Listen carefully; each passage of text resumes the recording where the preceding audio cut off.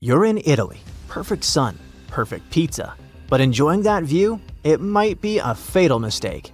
That peace is a total illusion. Literally a few miles beneath your sneakers, the Earth isn't just sleeping, it's taking a deep, nervous breath. And I mean it. Geologists are sweating right now because this hidden process isn't just happening, it's accelerating fast. When most people think about volcanoes in Italy, they think about Mount Vesuvius and that tragic story of the ancient city of Pompeii. Ash falling from the sky, a city frozen in time, a tall volcano standing over the Bay of Naples. Vesuvius looks dangerous, and it makes sense that people focus on it. But Vesuvius is not the biggest threat in the area. The real danger is harder to see. Just west of Naples is an area called Campi Flegrei. The name means burning fields. If you visit, it doesn't look like a volcano at all. There's no mountain, no cone, no rivers of lava. Instead, you see towns, ports, roads, and neighborhoods. People live their everyday lives there. That's because Campi Flegrei is not a normal volcano. It's a supervolcano. Forget the classic pointy mountain. Regular volcanoes build up, but supervolcanoes blow down. They leave behind a massive bowl-shaped depression called a caldera. Campi Flegrei is so vast you could stand right in the center and never realize you're on top of a volcano. In fact, a huge chunk of Naples is built right inside it.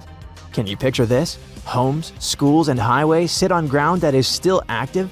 It's like a giant chest taking a breath, rising and falling. Scientists call this bradyseism. Entire neighborhoods have shifted up or down by feet over the centuries. But how? That rhythm is changing fast. Around 2022, scientists started paying much closer attention to the area. Seismic activity was increasing, and new tools made it possible to look at the data in better ways. Researchers gathered records of more than 54,000 earthquakes. Most of them were small. Many were too weak for people to even feel. When all of that data was put on a map, it looked like chaos. Thousands of tiny dots spread everywhere, with no clear pattern. To the human eye, it was just noise. Too much information to make sense of. So scientists turned to machine learning. Instead of looking at each quake one by one, AI models were used to scan the entire dataset at once. The goal wasn't to predict an eruption, it was to see how stress was moving underground. That's when something new showed up. Hidden inside all that messy data was a large circular fault system, a ring-shaped crack in the Earth's crust that outlined the edge of the caldera. It had always been there, but it was buried in the noise. Once the AI pulled it out, it changed how scientists understood the whole system. This kind of ring fault matters a lot. It acts like a pathway. Pressure from deep underground, magma, hot water, and volcanic gases can move along it more easily than through solid rock. Instead of pressure spreading out evenly, it gets focused along this ring. That alone would be concerning, but the story doesn't stop there. The new study uncovered something scary under Pozzuoli. The city is sitting on a crossroads of deep cracks in the earth, including the newly discovered ring fault. Scientists used to think this area was low risk, but the new numbers tell a different story. Pozzuoli sits on the weakest spot of the whole system. Since the rock is already so broken up underground, the pressure has an easy way out. That means when the magma chamber breathes, this city takes the hardest hit. Residents aren't just neighbors to the volcano, they're sitting right on top of the exhaust pipe. Based on this new data, scientists are saying that magnitude 5 earthquakes are not just possible, they're likely. To many people, that number doesn't sound all that scary. We see headlines about magnitude 7s and 8s in the Pacific all the time. But Campi Flegrei plays a completely different set of rules. The danger here isn't just the size of the quake, it's the location. In places like Tokyo, quakes are usually deep, so by the time the waves reach you, they feel like a rolling motion. But here, earthquakes are incredibly shallow, sometimes starting just a few thousand feet below the pavement. That makes a huge difference, because the explosion is happening right under your feet. The ground doesn't roll, it jolts hard. It's a violent vertical kick that amplifies the damage. Even a small quake here hits with the intensity of a truck crash. And that kind of force is bad news, also because of the buildings.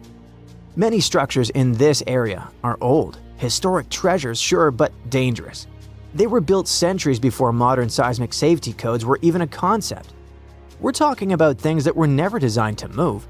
Thick stone walls, aging water pipes, and rusted gas lines. None of this handles shaking very well. Modern steel bends. These old stones just crack. All of this destruction is driven by a phenomenon called bradyseism.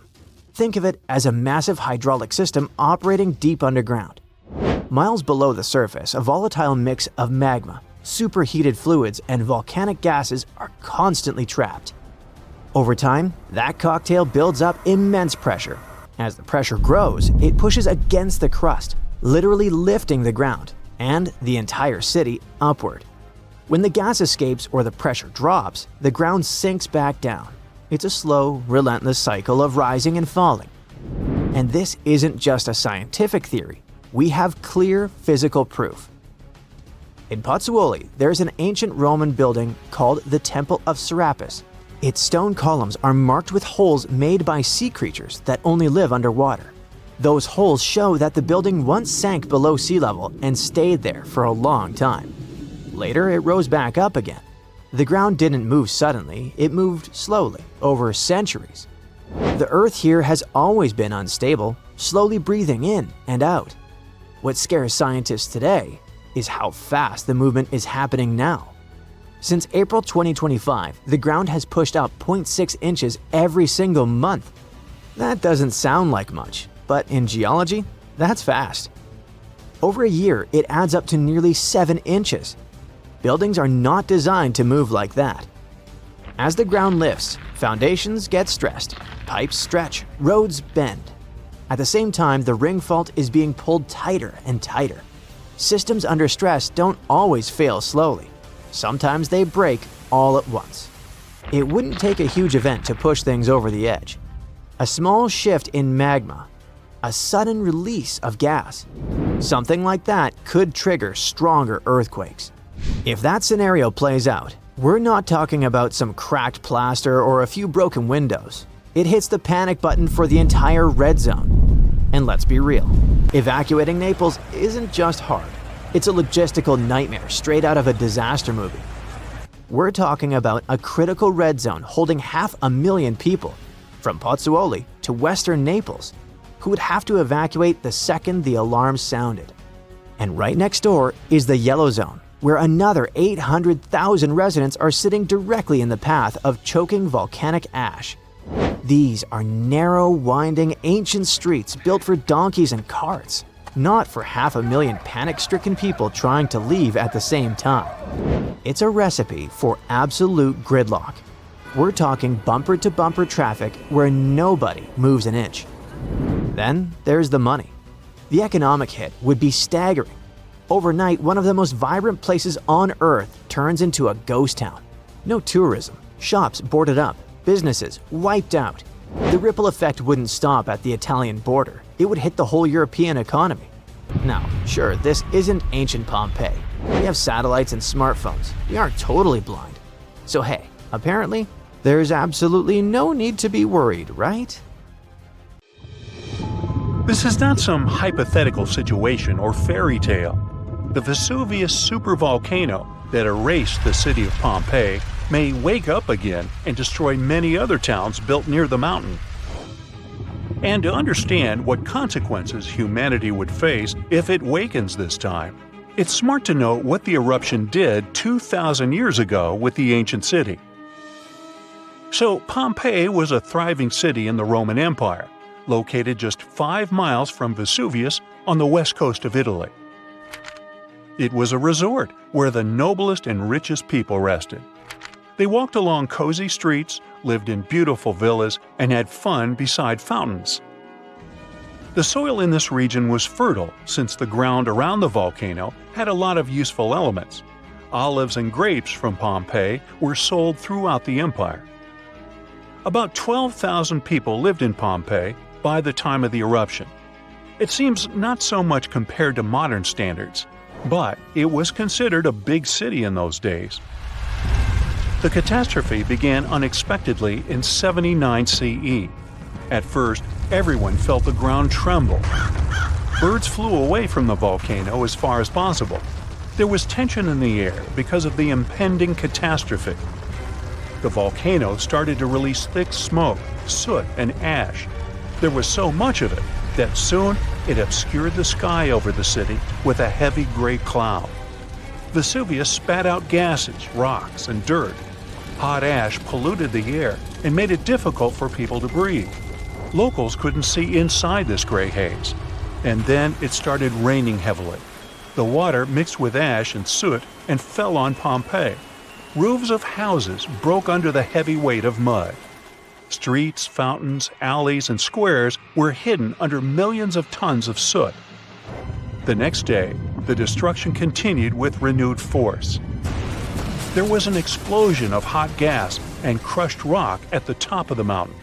A devastating blast wave at a speed of 100 miles per hour dispersed in all directions and vaporized all the trees in its path. When the wave reached Pompeii, it turned the city into ruins. On the second day, the eruption stopped. By this time, the great town had been lying under a thick blanket of ash. By the way, this type of eruption is called an explosive one. But when lava flows out of a volcano and causes a fire, this is a quiet eruption. The last time Vesuvius erupted was in 1944, but even today, it's still one of the most dangerous volcanoes in the world. But nobody's afraid of it. 3 million people live around the mountain, about 20 miles from the crater. If the volcano wakes up, it could be one of the most enormous cataclysms in the modern world. Pompeii was destroyed almost 2,000 years ago. Since then, science and technology have advanced a lot. We're planning to colonize Mars someday.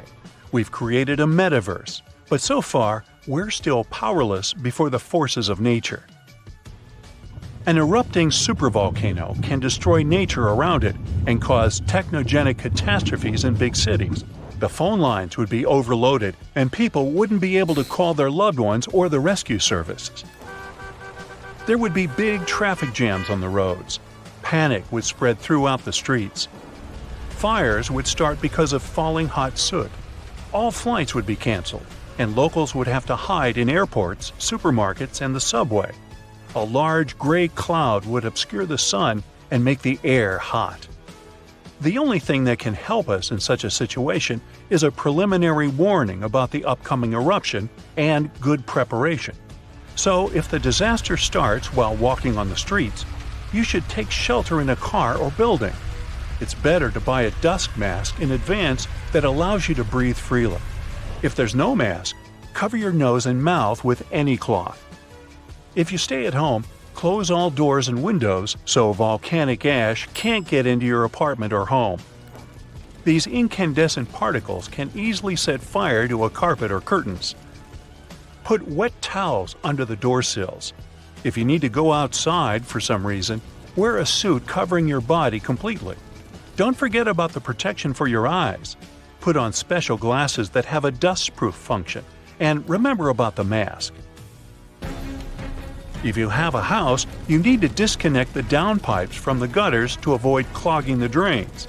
If your house has a rainwater collection system, you need to disconnect the pipes from the tank. Rain with ashes is a hot, dense mess that can easily break the water supply system. Fill the tub and sink to have water for washing and cleaning in case the central water supply is turned off. Set the lowest temperature on the fridge and freezer. Your food will be stored much longer if electricity is shut down in the city. Go to a room without windows above ground level and wait for a message from authorities on the radio or TV. Keep the receiver close to you so you don't miss anything important. The device must have a full charge, a strong body, and a powerful antenna. Here's an excellent option for survival in the ash apocalypse. The eruption is intensifying, and you hear on the radio about the evacuation. At this point, you need to calm down and follow the instructions from rescuers. Collect a bag at home with food, water, and medical supplies. Your emergency kit should include flares, maps, a first aid kit, sleeping bags, flashlights, a fire extinguisher, a portable phone charger, car tools, and a few charged batteries. You should always have a filled gasoline canister if you live near an active volcano. Going to the gas station is not a good idea during the evacuation. You can get into a long traffic jam and spend too much time in it. If you don't have a car, ask your friends for help or pay someone for a ride. It's possible the city administration would organize buses for evacuation. You would find out about it through the radio. In any case, before leaving the house, don't forget to turn off the gas and electrical devices and shut off the valve with the water supply to prevent your home from a gas leak or flooding. So, you're driving a car. The authorities must announce the plans for evacuation. Don't go off the route because some roads can be blocked. Perhaps they will say the eruption is over and you can return home. Maybe the eruption will be so strong that it will destroy the city. Anyway, if you're prepared, you'll have fewer things to worry about. Modern seismic sensors monitor the fluctuations of tectonic plates and the volcano's activity, so the eruption won't be a surprise. Pompeii is far from the only city destroyed by the eruption. In 1785, a similar disaster occurred in the Japanese town of Aogoshima. It was located right in the crater of an active volcano, and one day it woke up. It was sunny weather, and no one suspected a disaster was coming. At some point, the birds rose in the air and flew away. Then the ground began to shake. A heavy, low sound came from the depths of the island, and thick streams of smoke and ash erupted from the volcano. The volcano threw dirt and big red-hot stones into the sky. It looked like a meteor shower. People evacuated, and the mountain continued to erupt for several weeks. When the ashes settled, the volcano fell asleep again, and people began to return to their city. Despite the risk of a new eruption, they continue to live and work there today. Since then, more than 200 years have passed, and the volcano never woke up. Meteorological and seismological services monitor the situation and seismic activity. After all the horrors and devastation that a volcanic eruption leads to, harmony in nature eventually comes. Decades and centuries later, volcanic ash, rich in helpful food elements, settles on the soil and makes it fertile. Then life will rise from the ashes like a phoenix. The last time this volcano erupted was about 500 years ago, but recently, small tremors have grown really frequent, to such an extent that scientists have been recording more than 1,000 a month. I'm talking about the Campi Flegrei supervolcano in Italy. At one point, just a few weeks ago, the area was rattled by a 4.4 magnitude earthquake with 150 tremors in just one night. It was the strongest earthquake in over 40 years. A lot of locals spent the night in their cars, but in the morning, the shakes were followed by another earthquake, a bit weaker with a magnitude of 3.6. So, is Italy in danger? Well, the quake itself wasn't big enough to cause serious damage, but it evoked a lot of panic. At the moment, local authorities are working on grandiose emergency plans. If worse comes to worse, they'll have to evacuate hundreds of thousands of people. One of the reasons is the proximity of this area to Naples with more than 3 million inhabitants. At the moment, they're even considering an option of paying people to leave their homes. Right now, schools remain closed in the Campi Flegrei area. The authorities are allocating more than 500 million euros to ensure the safety of buildings and constructions in the area. A yellow alert is still in place in the region where 80,000 people live. There's the so-called red zone, which is the most dangerous area. There are 1,250 houses in this red zone, and all of them will be at high seismic risk if an eruption begins. Plus, more than twice as many will be at medium risk. Italy is a country prone to seismic activity. And Pozzuoli is a densely populated area that is located on one of the most dangerous supervolcanoes in Europe. Campi Flegrei has 24 hidden underground craters and dwarfs the better-known Vesuvius. Yes, the very volcano that wiped the ancient Roman city of Pompeii off the face of the earth in 79 CE. This city thrived near the base of Mount Vesuvius at the Bay of Naples. In the time of the early Roman Empire, 20,000 people lived in Pompeii. They were merchants, manufacturers, farmers, and others. The soil in the region was rich and fertile, so there were lots of orchards and vineyards. Strangely, no one knew that this black earth was the legacy of an earlier eruption of Mount Vesuvius. The area was a favorite summer destination for rich Romans. Sadly, at noon on August 24, 79 CE, all this prosperity came to an end. The peak of Mount Vesuvius exploded, sending a 10-mile-high mushroom cloud of ash and pumice into the stratosphere. For the next 12 hours, the eruption was wreaking havoc on the city. Volcanic ash and a hail of pumice stones, some of which were 3 inches in diameter, showered Pompeii. It forced the city's occupants to flee in terror. Around 2,000 people holed up in stone structures and cellars, paralyzed by fear. They hoped to wait out the eruption. Who knows? Maybe if they had decided to leave the city immediately after the beginning of the eruption, they would have had some chances to survive. A westerly wind protected the city from the first stages of the eruption. But soon, a giant cloud of hot ash and gas rushed down the western slope of Vesuvius. It engulfed the city, burning everything in its way. This disastrous cloud was followed by a flood of volcanic mud and rock, which completely buried the city. As if the volcano was making sure no one would survive, a cloud of toxic gas poured onto the city, finishing the lives of a few survivors on August 25th. A flow of rock and ash followed. It collapsed roofs and walls and turned the city into a giant cemetery. When a supervolcano erupts, the consequences are usually catastrophic. Supervolcanoes have at least once had an eruption with a volcanic explosivity index of 8, which is the largest recorded number on the index.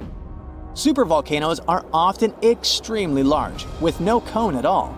That's because they're typically the remains of gigantic magma chambers that once flared up, leaving behind a caldera.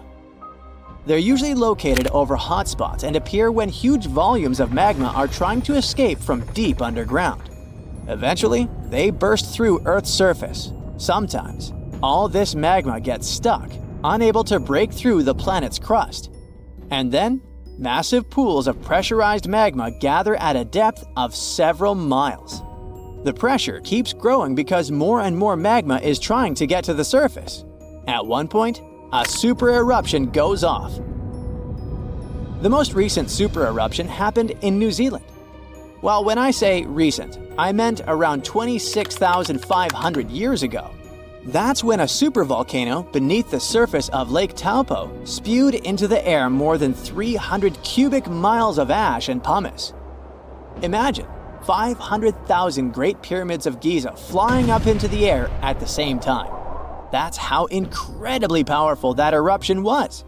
But the most exciting and confusing thing about the eruption was that the Taupo volcano didn't simply go off like many others. At first, everything was going as usual. Tons and tons of pressurized magma had built up under the surface, and the pressure was getting higher and higher. But after the rock cracked and the first portion of lava rushed out of the crater, something went wrong, and the supervolcano took a break.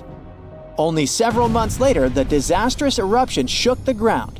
Thousands of tons of lava, rocks, and ash flew high into the atmosphere. The unusual pattern of Taupo still confuses scientists. The Indonesian eruption at Toba caldera 75,000 years ago was the largest eruption in the last 2 million years. Experts estimate that the eruption could have released hundreds of thousands of tons of sulfuric acid, which might have even caused a several-degree cooling of the planet's surface. But nowadays, the impact is hard to detect because of glaciers that covered the ground afterward. There are also several so-called supervolcanoes that haven't lived up to this name yet because they've never produced any super eruptions. For example, in 1883, Indonesian volcano Krakatoa went off. The power of the eruption tore the volcano's walls open, and cold seawater rushed into its molten insides. The difference in temperatures made the volcano blow up with a deafening boom. It was clearly heard 3,000 miles away in Australia. It earned the blast the title of the loudest sound in history. But even though the consequences of this event were truly catastrophic, it still turned out not powerful enough to be called a super eruption. It only had a volcanic explosivity index of 6. Then, there's also Mauna Loa. It's a shield volcano, which means it won't produce explosive eruptions, but its sheer size makes this monster of a volcano extremely dangerous. At the moment, the volcano seems to be at peace with its surroundings. Research equipment doesn't show any signs of activity on Mauna Loa, but if Mauna Loa did suddenly erupt, lava flows could reach the ocean and the most populated and touristy places like Captain Cook very fast, in a matter of hours. The last time the volcano erupted, lava got as far as the outskirts of Hilo on the other side of the island. That's where the University of Hawaii is located. Luckily, people had a few weeks' warning to get ready for the disaster. Over its recorded history, Mauna Loa has been erupting pretty regularly, almost every 6 years. On the bright side, big island volcanoes including Mauna Loa aren't really very volatile. That's because they're shield volcanoes. These volcanoes got such a name because they aren't really very high and resemble a warrior's shield placed flat on the ground. Shield volcanoes are formed by very fluid lava. It travels way farther and forms much thinner flows than the lava erupted from a stratovolcano, which is conically shaped and tall, like the infamous Krakatoa in Indonesia. So, if Mauna Loa erupts, there probably won't be ash clouds or tons of debris. The most dangerous thing will be lava. Since Mauna Loa is a shield volcano, its lava is extremely fluid and voluminous, which allows it to flow far and fast. In August 2025, Italy approved the construction of the Strait of Messina Bridge, a massive project expected to cost about $15.5 billion. The goal is to connect mainland Italy to the island of Sicily. The ferry crossing itself takes about 20 minutes, but during busy times, that short trip can turn into hours. So being able to just drive across could make life a whole lot easier for locals. We'll get into the ambitious details later, but let's start with a pretty important question. Why hasn't this bridge been built already? Well, because building it means tackling the Strait of Messina. And that's probably one of the toughest regions to build something on that scale. And there are 5 main reasons for that. First up, earthquakes. This bridge would be built right above a major fault line in one of the most seismically active areas in Europe. The Strait of Messina sits in a restless part of Earth's crust where the African plate is pushing toward the Eurasian plate. And that pressure doesn't move in one clean direction. It squeezes the ground in some places, pulls it apart in others, and creates a complicated mess of forces underground. Those extreme interactions lead to serious seismic activity, the kind that can wipe out entire cities. In 1908, for example, a massive earthquake hit this region and triggered a tsunami, sending waves estimated at around 40 feet high. Together, these events nearly destroyed Messina, Reggio Calabria, and dozens of nearby coastal towns. And tragically, more than 100,000 people lost their lives. The problem is that kind of constant, dangerous ground movement could threaten the bridge's safety. I mean that during construction and even after it's finished. Second, the distance. At the closest point, Sicily is only about 2 miles from the mainland. If we were talking about 2 cities, that's nothing. But for a suspension bridge, it's like trying to stretch a rubber band across a stadium and hoping it never snaps. It requires serious next-level engineering. To put it in perspective, the biggest suspension bridge in the world today is the Çanakkale Bridge in Turkey. The distance between its 2 main towers, the part that hangs completely over the water, is a little over 1.2 miles. For the Italian bridge, that main span would be almost twice as long. Once it's finished, the Strait of Messina Bridge would be the longest single-span bridge in the world. Then, we've got the currents. The Strait of Messina has some of the strongest tidal currents in Europe.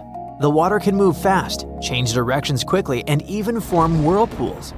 Most of the time, the main flow goes from south to north, but there's also a smaller current that runs the other way. They usually switch every 6 hours, and that makes any construction in or near the water a real struggle. The fourth big challenge is the wind. The strait acts like a funnel, meaning that strong, messy winds get pushed through it. And with very long suspension bridges, wind isn't just annoying, it can make the whole structure shake in dangerous ways. The strongest wind recorded there in more than 20 years of monitoring was about 67 miles per hour. So yes, this new bridge would have to handle even stronger winds. And finally, the last big challenge is the environment. This stretch of sea is one of 3 of Europe's main highways for migrating birds, like the red-footed falcon or the honey buzzard. And that really matters because their survival depends on it. For many of these birds, the migration trip is already brutal. They have to cross 2 huge natural barriers, the Mediterranean Sea and the Sahara Desert. There's nowhere to rest on the water, and the desert is too hot and too long for many species to survive without stopping. So, Italy becomes one of their last safe places to land, eat, and recover before they take on the hardest parts of the journey. But things like noise and bright lights can disturb them. And because this area has strong legal protections for wildlife, projects often run into legal roadblocks.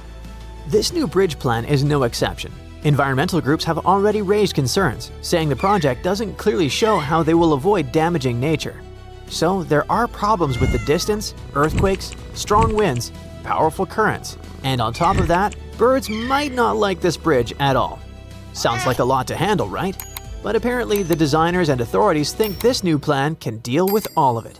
This huge bridge is expected to be finished sometime between 2032 and 2033. And if everything goes as planned, it would become the biggest infrastructure project in the Western world. Supporters say it could create about 120,000 jobs each year and give a real boost to southern Italy. From a technical point of view, it's honestly fascinating. It will be massive. In fact, it would be the biggest suspension bridge in the world. Its pillars would be so tall, they'd rise higher than the top floors of the Empire State Building. It's also designed to handle a lot of traffic. It will have 3 car lanes in each direction, plus a double railway line in the middle.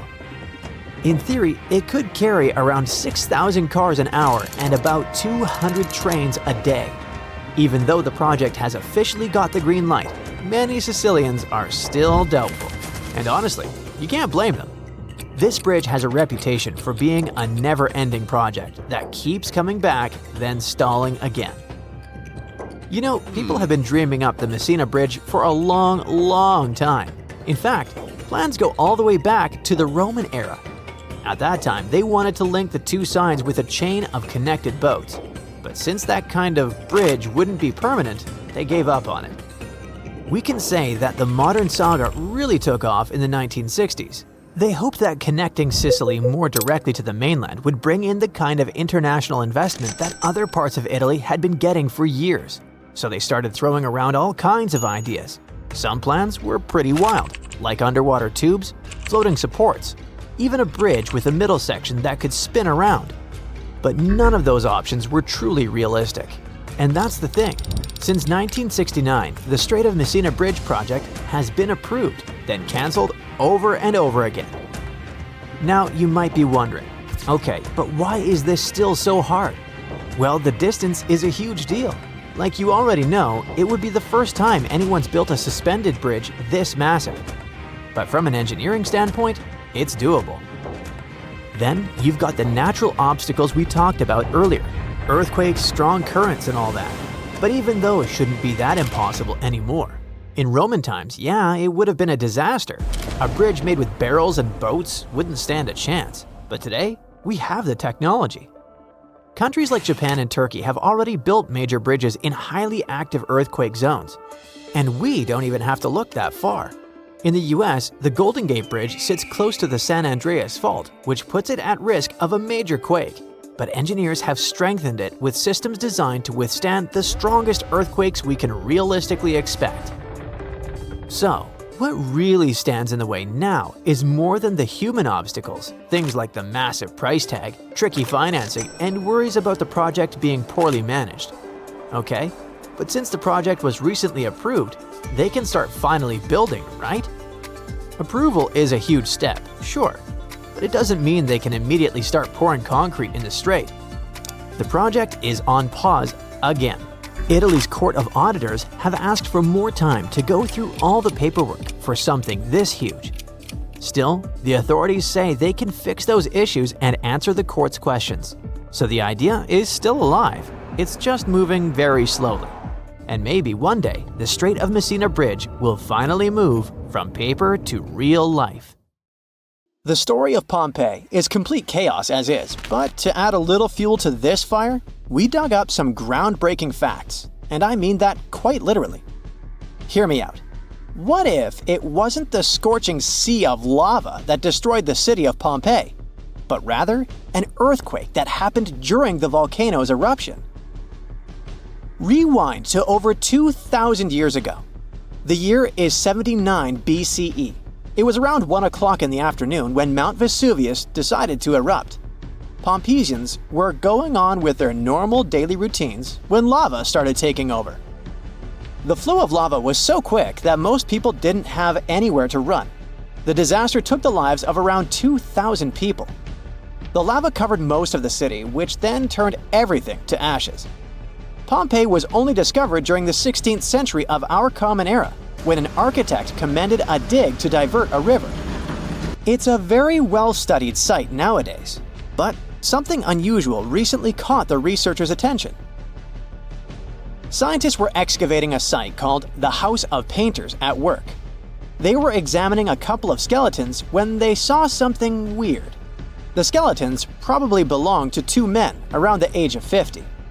The analysis showed these men had survived the first surge of lava in the city. But they didn't make it out due to this second unexpected part, the earthquake. The men probably took shelter at the House of Painters at work, but the walls crumbled down when the earthquake hit. The men were found in a protective posture, like they were trying to shield themselves from something that was going to fall above their heads. Plus, these skeletons were not found under the layer of volcanic ash, but on top of it, proving that they really did survive Vesuvius's sea of lava. It turns out this is not as rare as it seems. A volcanologist explained that the seismic activity during the eruption really made things worse in Pompeii. He said that this seismic chaos probably influenced the desperate choices of a lot of Pompeians in their final moments. This is not the first time the world heard of a possible earthquake in Pompeii. A guy named Pliny the Younger, who escaped the disaster and witnessed the whole thing, beat these scientists to it in his famous letters. Pliny the Younger was a lawyer and an important person back in ancient Rome. He was an eyewitness to the whole Pompeii disaster, and he wrote in one of his letters that the eruption was followed by a trembling of the earth. Researchers do agree that something never added up. Pompeii is known to have really well-preserved skeletons since the ashes kind of played an important role in preserving them. But the buildings were in horrible shape, making it hard to reconstruct the entire city as it once was. Pompeii was indeed one of a kind. It was one of the most vibrant and lively cities of the ancient Roman Empire. The city was huge. It could have been home to as many as 30,000 people in its heyday. The House of Faun, for example, was a clear example of how rich Romans lived their lives in Pompeii. It was a huge house that even had 2 gardens inside, taking up the entire block. They looked like they were made of white marble, but it was actually painted stucco. It was clear to researchers that only aristocrats lived there. Then there was this famous forum. This is where most of the administrative part of the city life happened. It was made up of a lot of different buildings, like the Basilica, a hotspot for political and civil meetings, the Macellum, which was a market, and several temples. If we were visiting this back in the day, we'd see a bunch of men dressed in tunics. A few select ones would wear togas. those heavy white pieces of draped cloth that look like bed linen wrapped over the body. Togas were mainly used on special occasions since they were costly, hard to wash, and considered a traditional costume. Representatives running for office would use it during their campaign run so that commoners would identify them as candidates. One can't forget about the Villa of the Mysteries. Cool name, huh? It was called that way because of some mysterious frescoes found inside of it. Modern-day archaeologists still haven't figured out what the scenes painted are trying to depict. Probably some type of ritual or ceremony.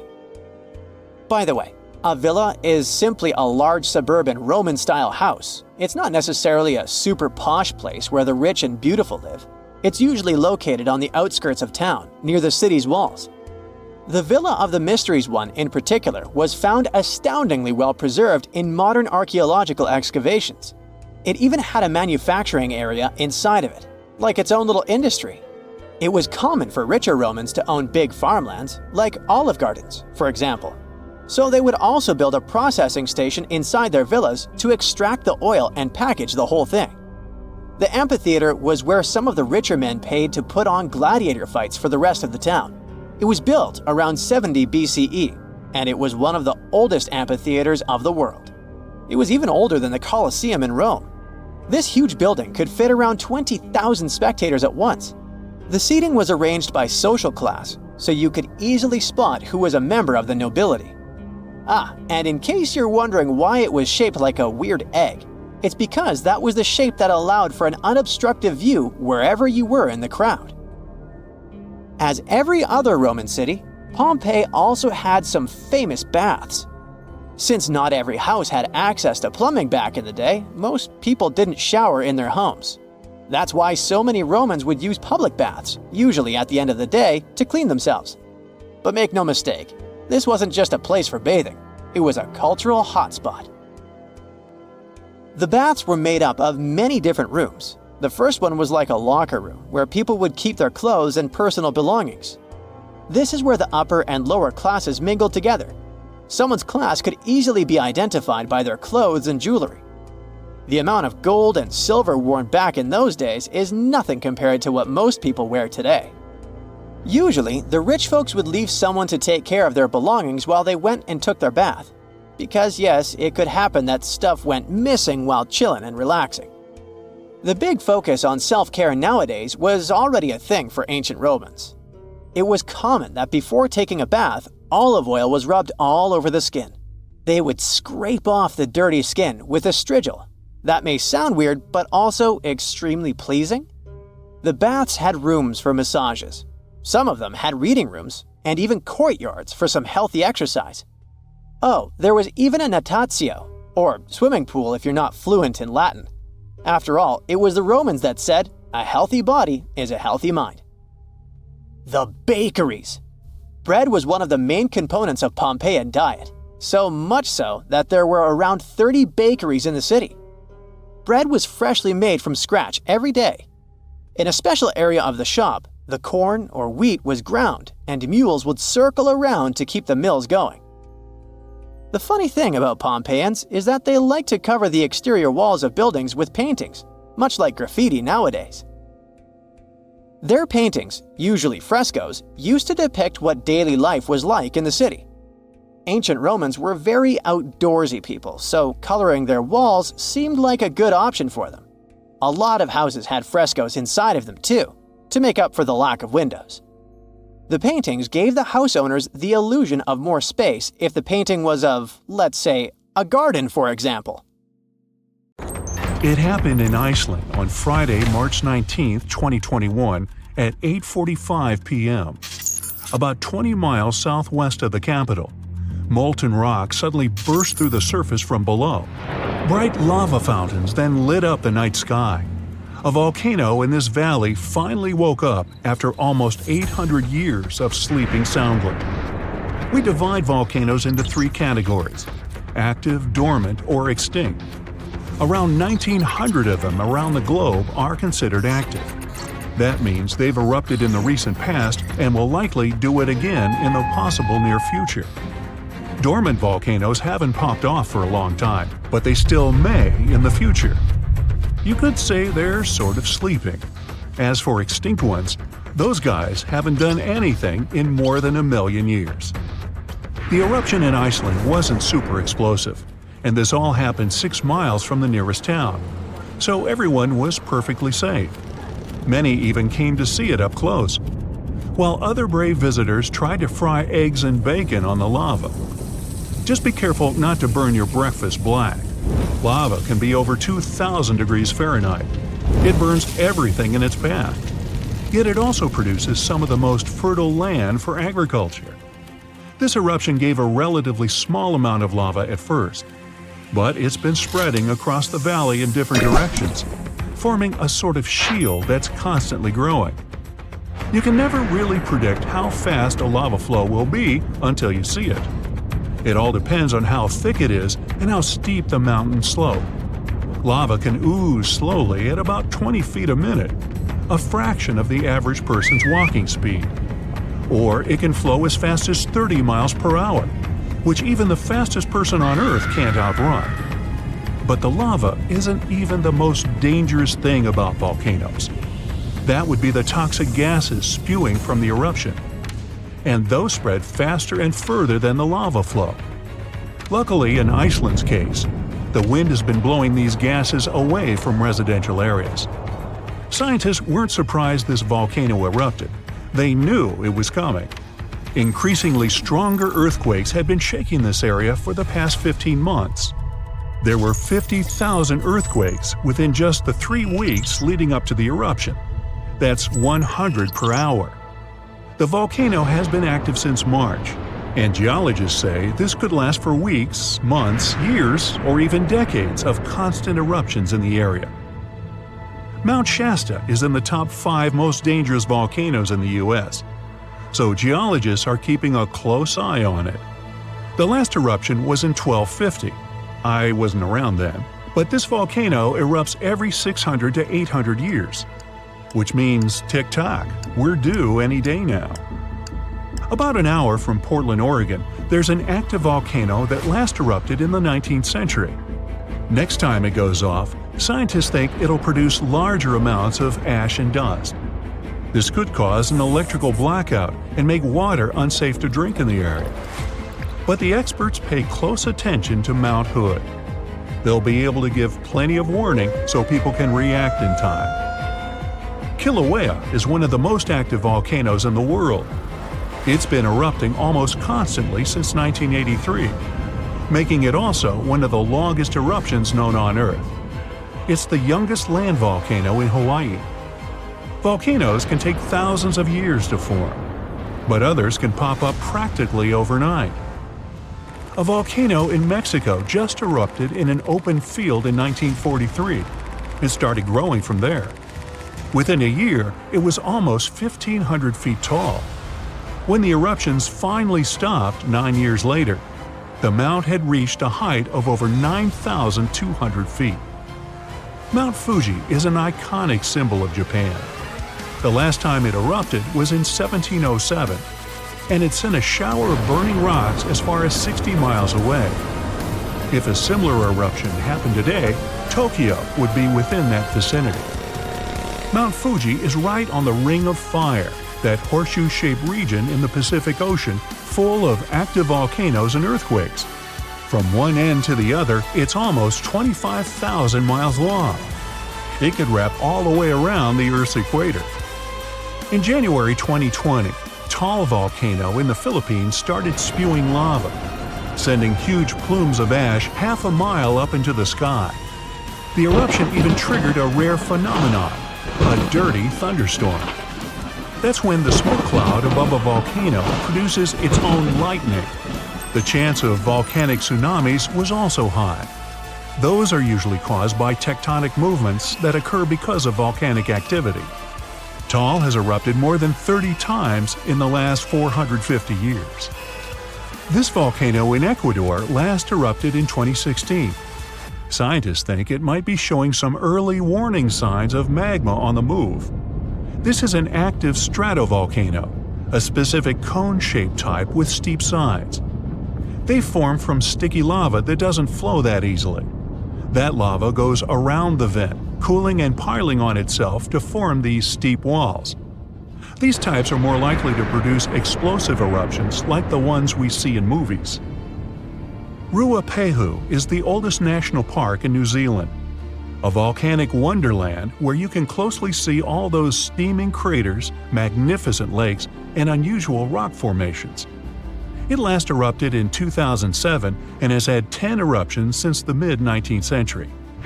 But eruptions, lava flows, and toxic gases aren't the only danger coming from volcanoes. There's also a thing called lahar, a kind of volcanic mud flow of debris. In between eruptions, snow melts and a lake forms in the caldera. If the last eruption brought mud, ash, and rocks in the lake, it becomes dangerously full.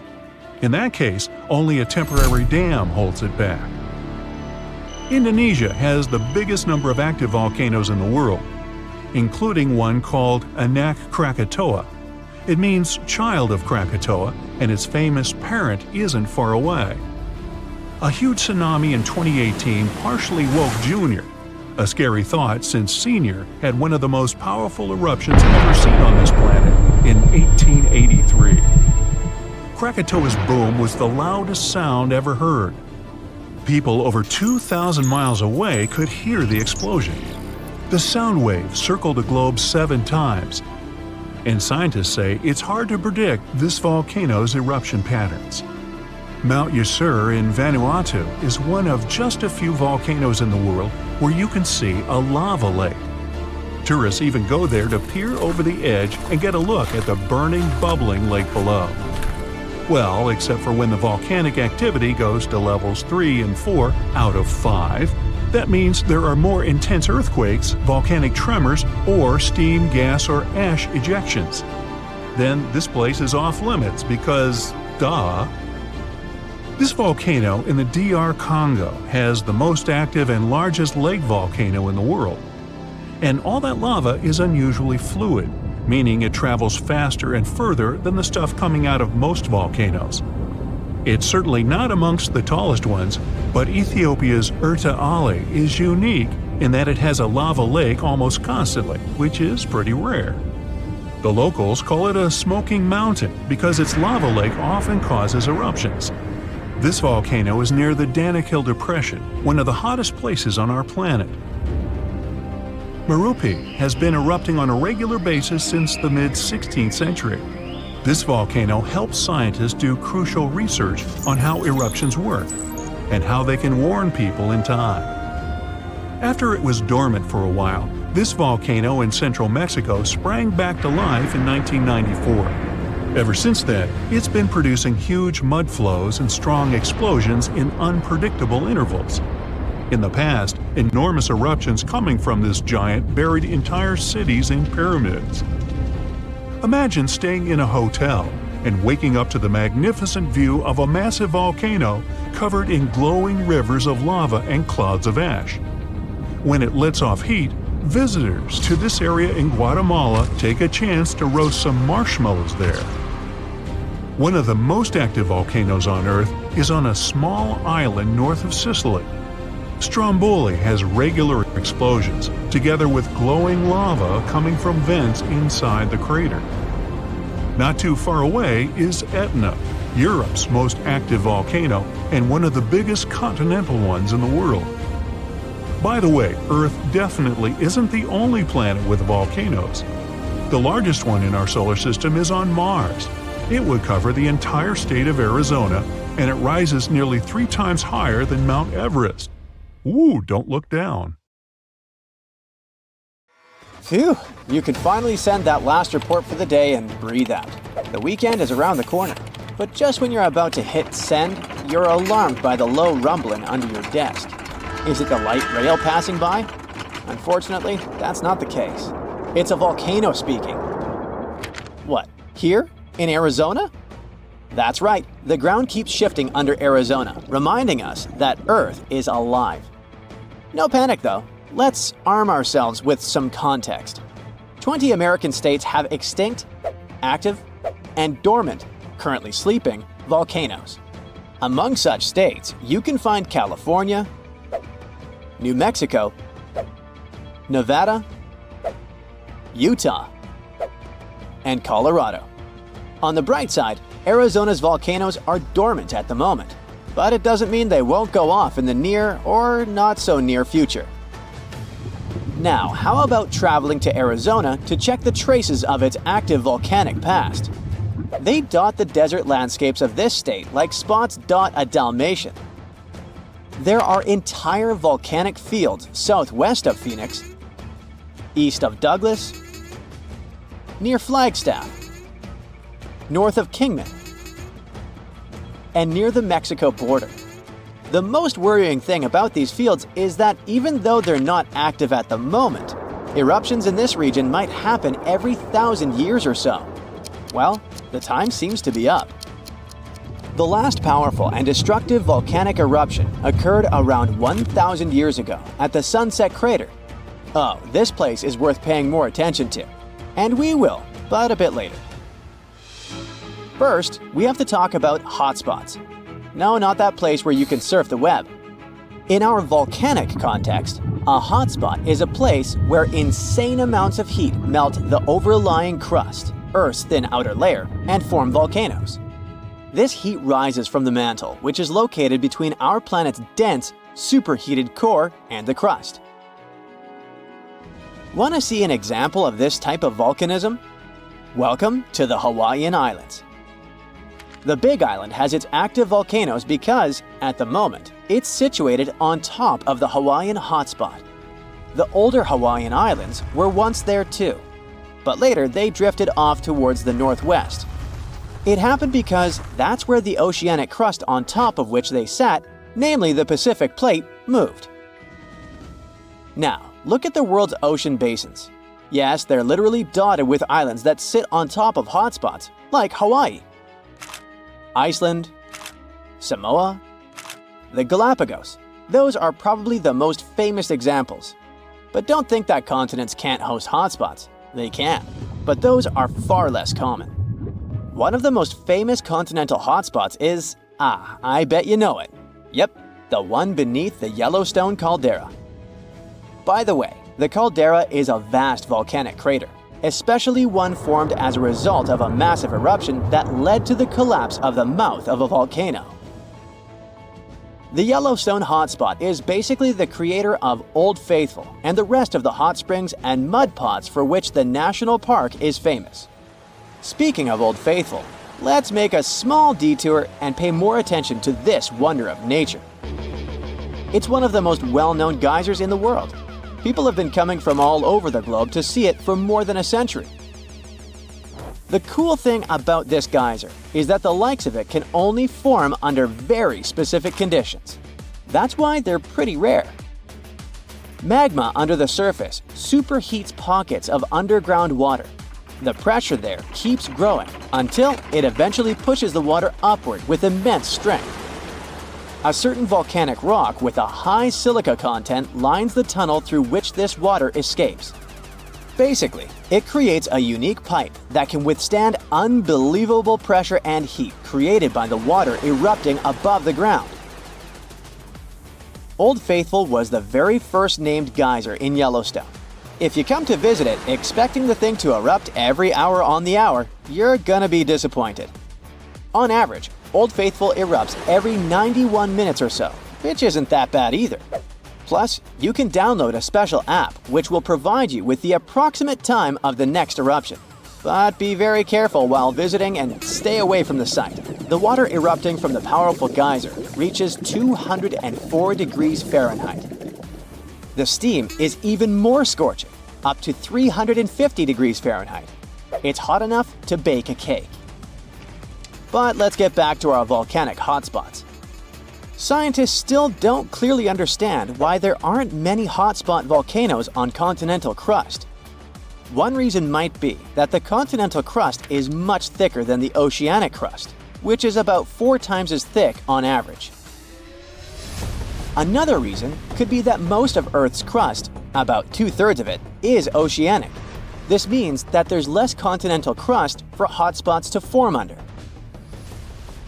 Now, I bet those of you living in Arizona will appreciate the following info. We'll talk about a volcanic field right in the heart of this state.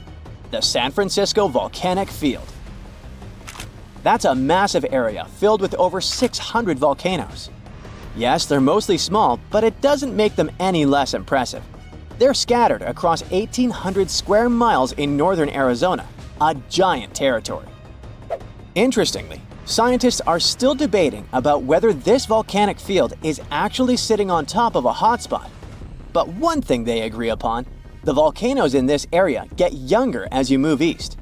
And this pattern matches up with the North American plate moving west over what could be a stationary hotspot beneath the surface of our planet. Cool, huh? The volcanic hullabaloo in that area started around 6 million years ago. So, in geological terms, it's relatively young. As for the most recent eruption, it happened less than 1,000 years ago. The Sunset Crater, which I mentioned before, the one near Flagstaff, is the most famous vent from that eruption. The Sinagua people had to leave their homes at Wupatki Pueblo because of the eruption. That site is now part of the Wupatki National Monument. There, you can see how people lived in this volcanic region many years ago. If you go to explore this area, you'll notice that most of the volcanoes there are basalt cinder cones, small and steep. The Colorado Plateau has quite dry weather conditions. That's why the volcanoes haven't worn down much. Some of the best examples of those cones, like this one, called the SP crater, still look like they appeared yesterday. But look around. It's not just cinder cones. The San Francisco Volcanic Field also has a stratovolcano, as well as some lava domes that formed from volcanic rocks with more silica than basalt you can find in places like Hawaii. It means they're thicker and don't flow as easily. Anyway, the stratovolcano is going to be one of the most epic sights you'll come across while exploring this volcanic field. Well, not the stratovolcano itself, but the San Francisco peaks, the remains of that giant formation. They stand tall at more than 12,600 feet. That's 4.5 Burj Khalifas placed on top of one another. It makes the peaks some of the biggest landmarks in northern Arizona. They're not only stunning, but also sacred to the Native American people who have lived in the area for many generations. Now, unlike those super active volcanoes in Hawaii, the San Francisco Volcanic Field takes its time, thousands of years between eruptions. But you shouldn't relax just yet. Geologists say another eruption is likely to happen one day. It will probably occur in the remote eastern part of the field, away from big towns. Phew! And if that next eruption is anything like the one that formed Sunset Crater, it would be quite the show. Lava fountains and rivers of lava flowing. At the same time, the next eruption might not happen for centuries, maybe even millennia. Until then, the San Francisco Volcanic Field will remain a hidden gem of volcanic history, waiting for its next fiery performance.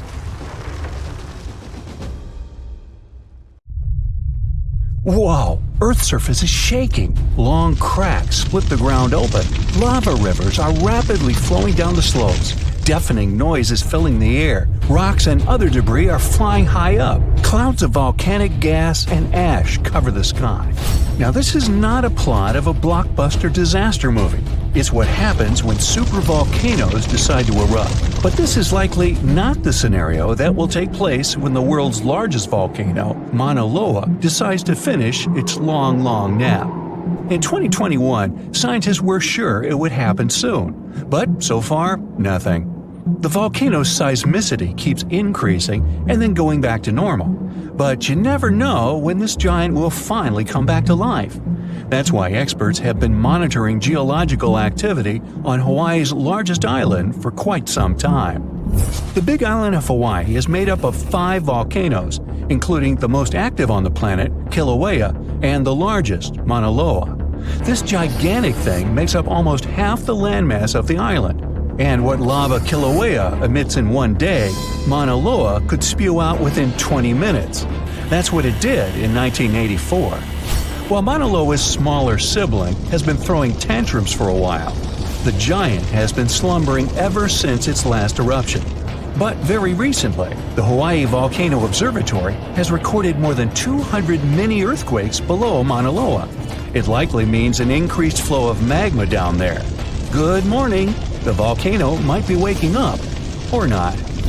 If Mauna Loa did suddenly erupt, lava flows could reach the ocean and the most populated and touristy places, like Captain Cook, very quickly, in a matter of hours. In 1984, the last time the volcano erupted, lava got as far as the outskirts of Hilo on the other side of the island. That's where a campus of the University of Hawaii is found. Luckily, people had a few weeks' warning to get ready for the disaster. These days, locals have special go bags ready with the most important stuff, including documents and money. Such precautions can come in handy in case of an emergency evacuation. Even though most Mauna Loa eruptions have so far only affected the summit area, several of them sent lava all the way down to the ocean, and you never know how powerful the next eruption will be. Now, what is the highest mountain on Earth? Mount Everest, you say? Well, it depends. From seafloor to the summit, Mauna Loa is 1,000 feet taller than the famous Himalayan peak. The volcano is so big, it makes the Pacific plate it's sitting on literally slump under its weight. Scientists say that when this monster of a volcano erupts, the volume of lava coming out per unit will be life-threatening. Over its recorded history, Mauna Loa has been erupting regularly, almost every 6 years. And even though the last eruption of the volcano occurred about 40 years ago, scientists are certain it'll happen again. Now, remember the scene I showed you at the beginning? Well, you can relax. It's not likely to happen with Mauna Loa. The thing is, big island volcanoes, including Mauna Loa, aren't very volatile. That's because they're shield volcanoes. These volcanoes got such a name because they aren't really very high and resemble a warrior's shield placed flat on the ground. Shield volcanoes get formed by very fluid lava. It travels farther and forms much thinner flows than lava erupted from a stratovolcano, which is conically shaped and tall, like the infamous Krakatoa in Indonesia. So if, or should I say when, Mauna Loa erupts, there probably won't be ash clouds and tons of debris. The most dangerous thing will be lava. Since Mauna Loa is a shield volcano, its lava is extremely fluid and voluminous, which allows it to flow far and fast.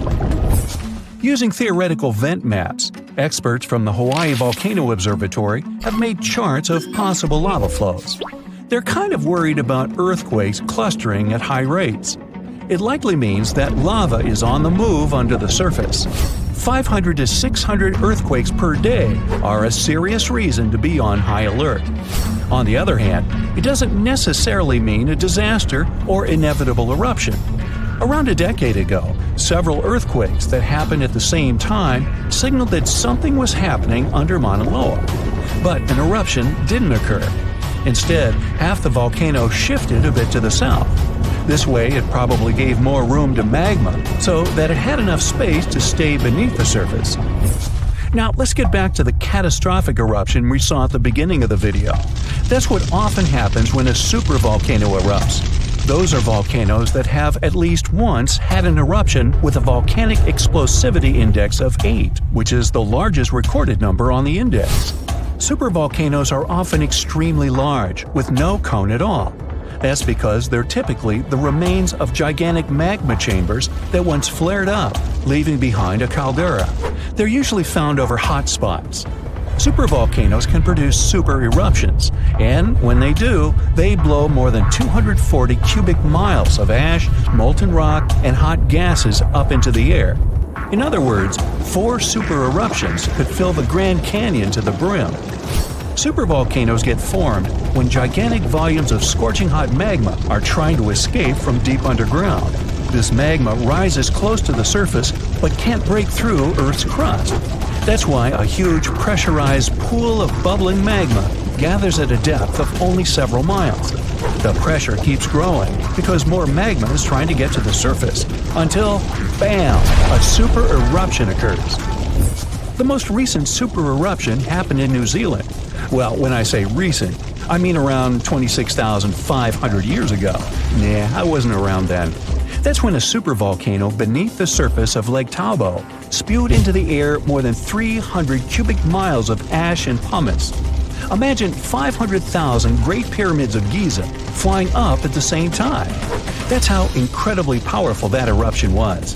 But the most exciting and confusing thing about the eruption was that the Tahoe volcano simply didn't go off like many others. At first, everything was going as usual. More than 200 square miles of magma had built up under the surface, and the pressure was getting higher and higher. But after the rock cracked and the first part of lava rushed out of the crater, something went wrong, and the supervolcano took a break.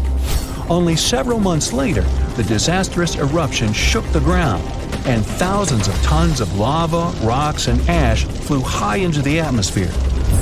But the age of supervolcanoes isn't over. The most infamous of them all is probably the one in Yellowstone National Park. This giant handles at least 3 mega-powerful eruptions, and who knows how many smaller ones. If this monster erupted anywhere as strongly as it did 2.1 million years ago, it would spit out more than 588 cubic miles of red-hot material. You can probably picture it more vividly if I tell you that this volume is comparable to 65 million Capitol rotundas in Washington, D.C. piled together. Wow. Anyway, scientists are sure that Yellowstone doesn't present any danger these days.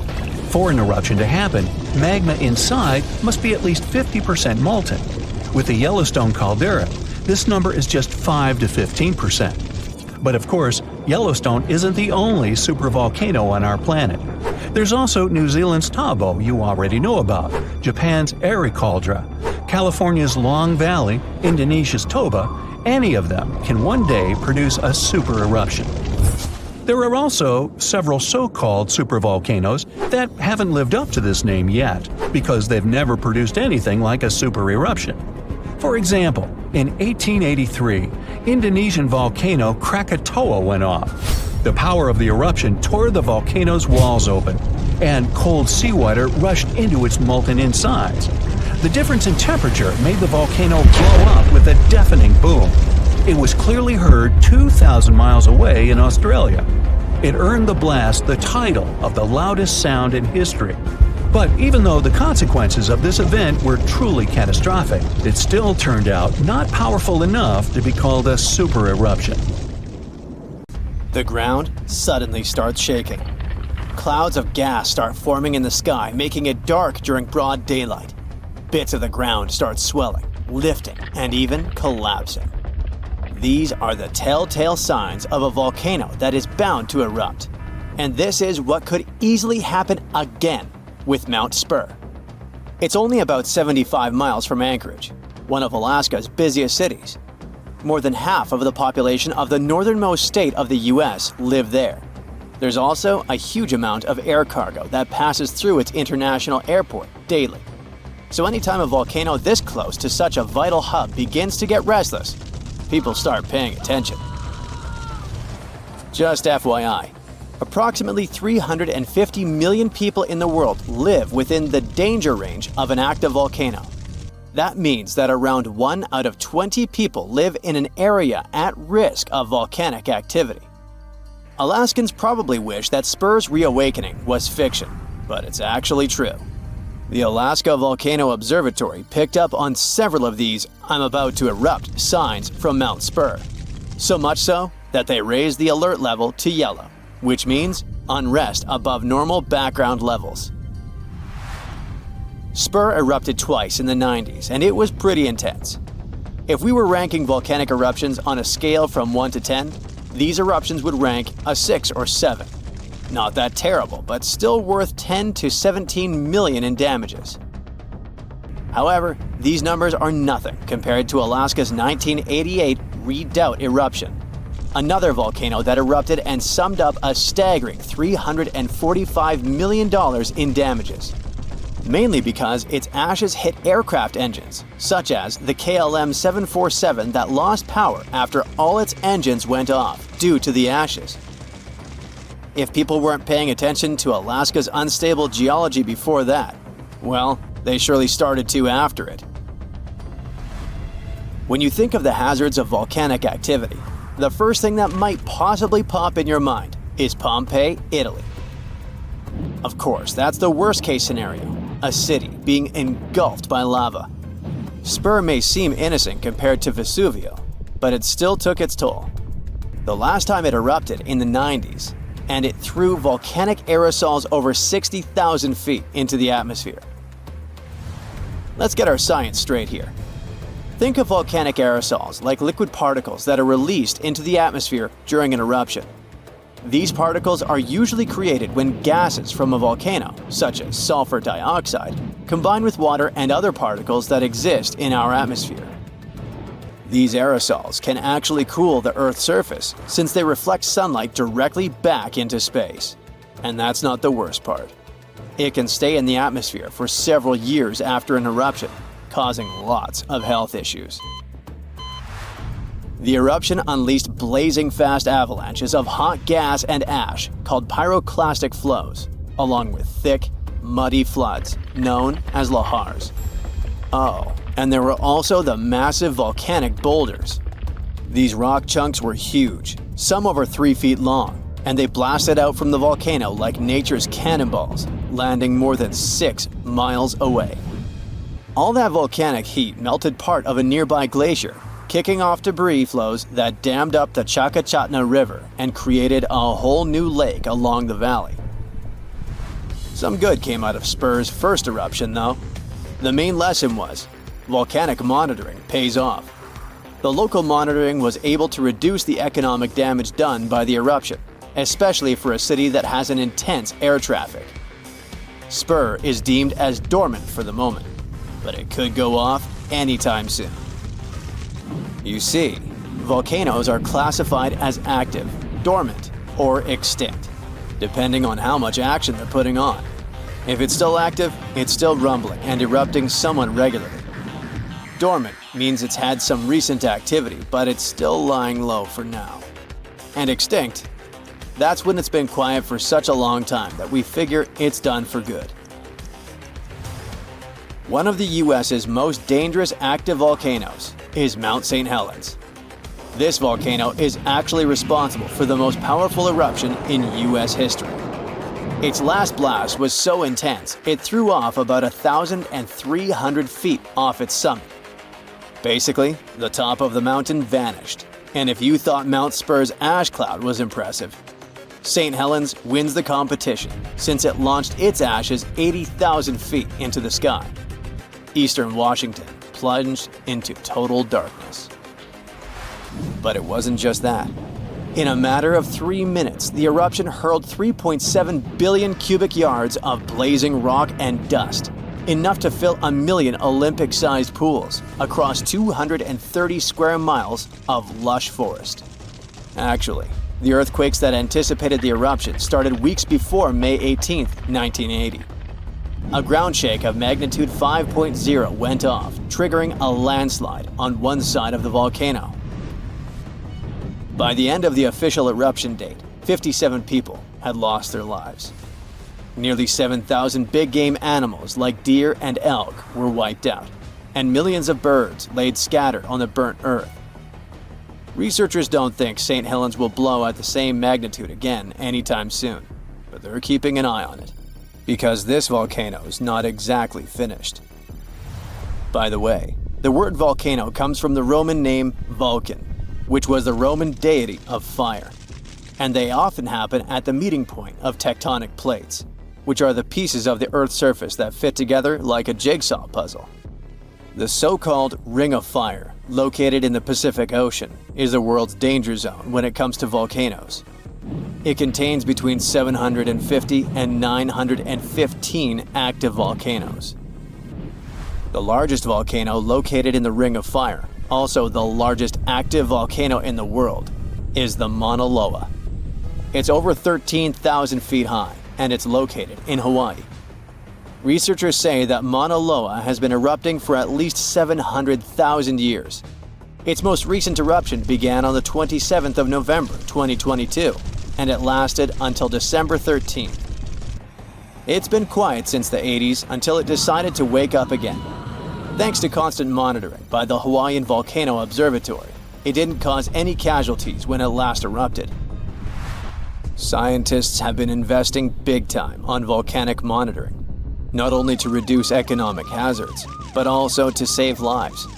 The most recent attempt has been to drill into volcanoes. Recently, a group of scientists went all the way to Iceland in one of the world's volcanic hotspots. There are around 33 active volcanoes in Iceland alone, but the one that is the most interesting to them the most is the Krafla volcano. The Krafla has erupted around 30 times in the last 1,000 years, and its most recent eruption was in the mid-1980s. The project named Krafla Magma Testbed, or KMT for short, is hoping to advance the understanding of how magma behaves underground. The main advantage of this drilling research is predicting the risk of eruptions, but it can also help to push geothermal energy forward.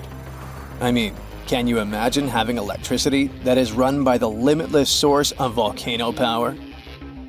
The KMT team will begin drilling holes deep into volcanic ground in 2027. They're aiming at reaching over a mile into the ground. After all, it's different to monitor lava activity when it's on the surface than when it is still below ground. This will allow researchers to listen to the pulse of the Earth, according to them. They're saying this research is as revolutionary as the first time man went to the moon. Oh, and speaking of that, I was shocked to discover that volcanoes exist all throughout the solar system. Yep, other planets and moons have volcanoes too. The largest volcano in our solar system is Olympus Mons on Mars. It's a shield volcano, much like the ones that make up the Hawaiian Islands. It's about 370 miles wide. If we transported it all the way back to Earth, it would almost occupy all of Poland. Yikes. It's the 15th of January, 2022, 4:47 p.m. local time. It will start any moment. Here, do you feel these jolts? The South Pacific is about to experience one of the most powerful volcanic eruptions ever recorded by modern instruments. The eruption begins at Hunga Tonga Hunga Ha'api, an underwater volcano in the Tongan archipelago. The eruption itself is enormous. Its volcanic explosivity index is at least VEI 5, with the maximum being 8. It's as powerful as such historic catastrophes as Mount St. Helens in 1980 and Mount Vesuvius in 79 CE. The eruption releases a staggering 2.4 cubic miles of volcanic material and sends over 150 million tons of water vapor into the stratosphere. This amount of water vapor would have been enough to fill 58,000 Olympic swimming pools. Additionally, the eruption generates the fastest underwater currents ever recorded and triggers large tsunamis that struck areas as far as Peru, more than 6,200 miles away from the volcano. And it takes at least 4 lives, with even more missing. But the craziest thing is that just before the eruption, 15 minutes ahead of time, there was a kind of warning. But as it often happens, people simply missed them. 2 seismic stations, about 466 miles away from the volcano, which is pretty far for this kind of thing, picked it up.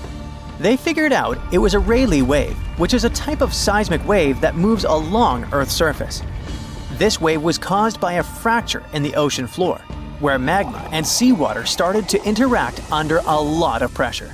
That's likely what triggered the eruption. The crazy thing is that normally, volcanic seismic signals are pretty small and can only be detected close to the volcano. But this Rayleigh wave traveled way farther than usual and was much stronger. It means there had to be a massive amount of movement going on beneath the surface before the eruption. While people on the ground didn't feel it, those distant sensors picked it up. And this discovery is great for identifying volcanic threats earlier in the future and for improving early warning systems. If scientists can detect these seismic precursors, they could give a heads up before an eruption happens. That would give people time to evacuate and reduce the chances of injuries or property damage, especially for underwater volcanoes like this one, which can also trigger fatal tsunamis. Now, the eruption was big, but its impact was mostly contained. However, This discovery underlines how important seismic data is for predicting and preparing for these disasters. Even though this precursor wasn't used to issue a warning during this eruption, the idea that we could use this kind of information in real time during future eruptions is really promising, especially for underwater eruptions, which apparently might give us more warning time than we thought. Even though we wouldn't have been able to hear that precursor warning signal, there is a sound so loud it could actually finish you. And while such sounds are incredibly rare, the loudest noise ever recorded was indeed fatal to those who were close enough. On 27 August 1883, the eruption of the Krakatoa volcano in Indonesia created the loudest noise ever measured. It's thought to have been an astonishing 310 decibels at the source. To put this in perspective, a hand drill produces the sound of 98 decibels. The noise produced by a jet engine measures 140 decibels, and the sound of 180 decibels is capable of destroying your hearing tissue. So, the sound Krakatoa produced reached more than 170 decibels at a distance of 100 miles. And sailors aboard a ship just 40 miles from the eruption had their eardrums burst from the sound.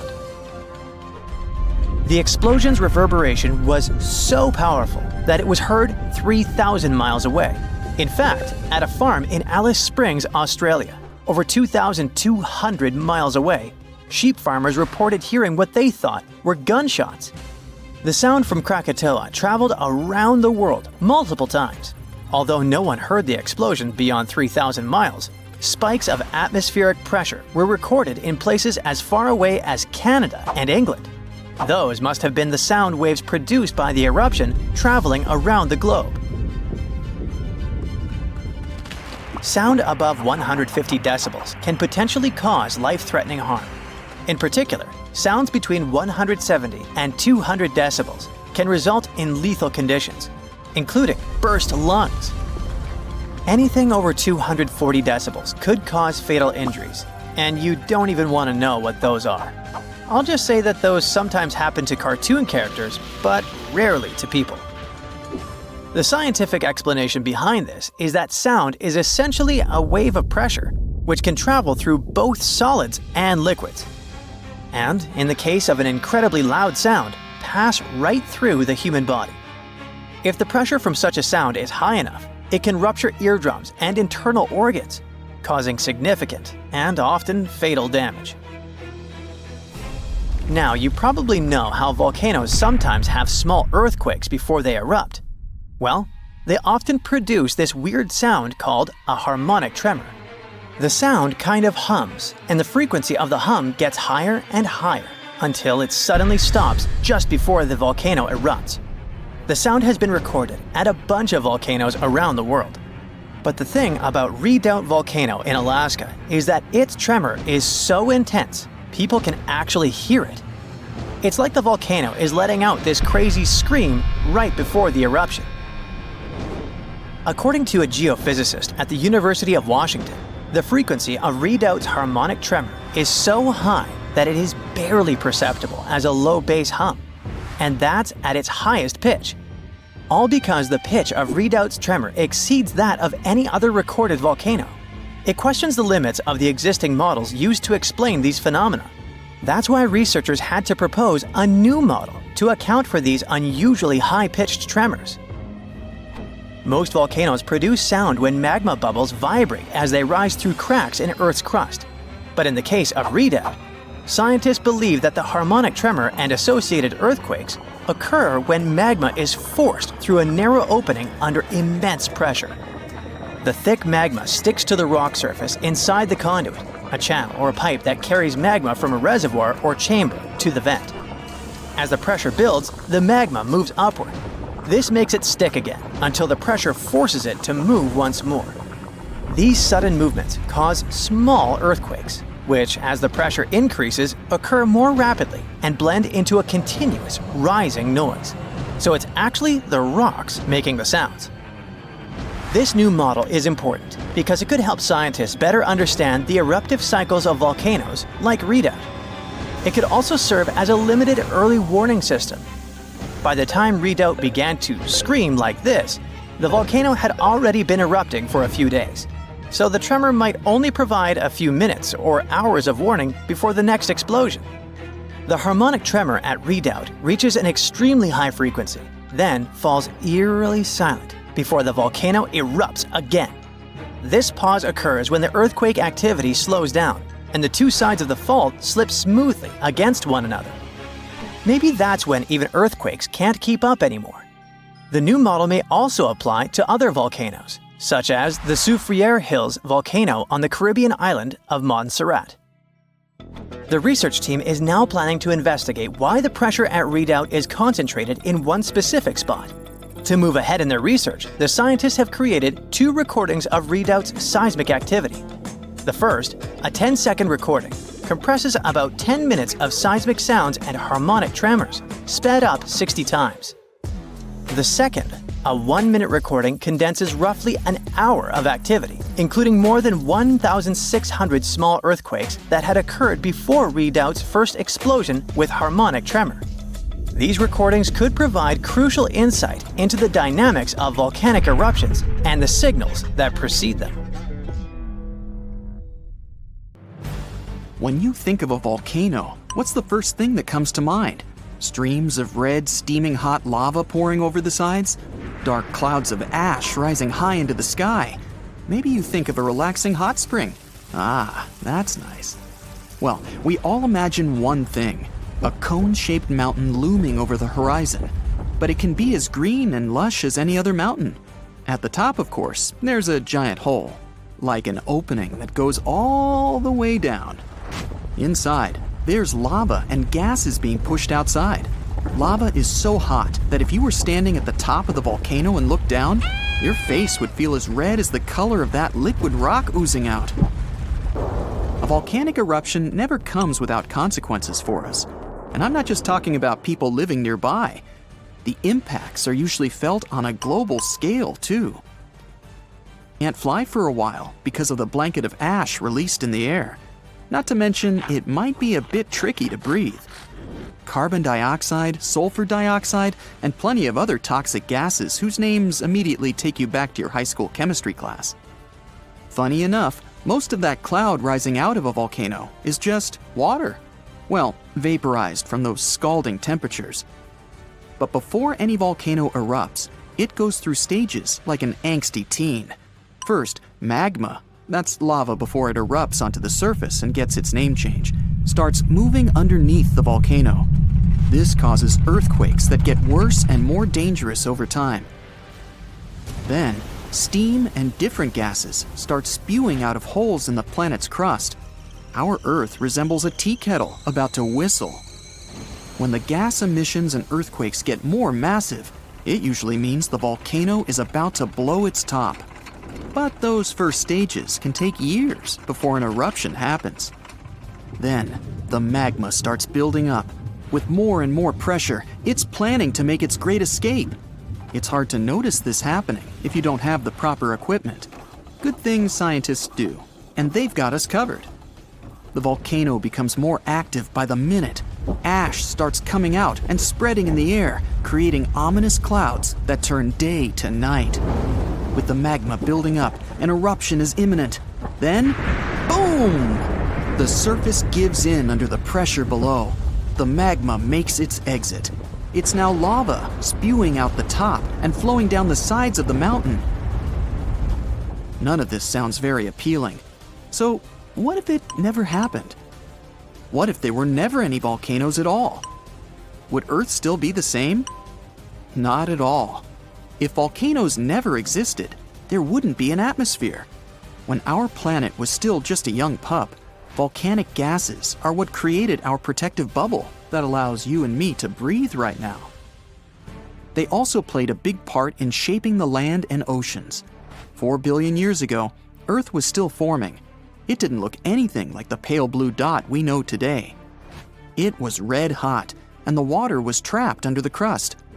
It wasn't until the surface started to cool down and solidify that the water was finally able to escape. Volcanoes acted sort of like a tear in the fabric of our planet. Water vapor would condense in the atmosphere, and then fall back down as rain. It rained for so long that the third planet from the sun started turning into the blue ball we're more familiar with. In fact, there's even a theory that all the water on Earth came from volcanoes. And without water, of course, life wouldn't have been able to form. Land formation went through a similar process. You see, our planet was a pretty rough place to be when it was forming.